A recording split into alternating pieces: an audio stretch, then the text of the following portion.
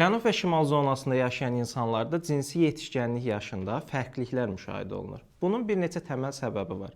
Bunlardan birincisi enerji sərfiyyatdır. Məsələn, cənubda yaşayan insanlar çox rahat şəkildə qida tapır və soyuqdan qorunmaq üçün enerji sərf etmədiyindən həmin enerjini cinsi yetişkənliyə xərcləyir. Şimalda isə bunun əksidir.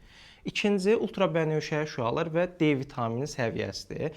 Belə ki, şimalda yaşayan insanlar ultrabənövşəyi şüaların təsirinə az məruz qalır. Bundan başqa az gün işığı gördüyündən onlarda D vitamini səviyyəsi az olur və bu cinsi yetişkənliyi gecikdirir. Üçüncü səbəbi isə melatonin hormonunun ifrazıdır. Bildiyimiz kimi bu yuxu hormonudur. Məsələn, cənubda yaşayan insanlar gün işığına çox məruz qaldığından melatonin az ifraz olunur. Şimalda isə bunun əksidir və melatonin nə vaxt çox ifraz olunursa, bu zaman cinsi yetişkənlik gecikir. Məsələn, belə bir araşdırma var. Koreya ilə İndoneziya arasında müqayisə aparıblar. Bildiyimiz kimi Koreya şimalda, İndoneziya cənubdadır və görüblər ki, cinsi yetişkənlik yaşında 1,7 il fərq var.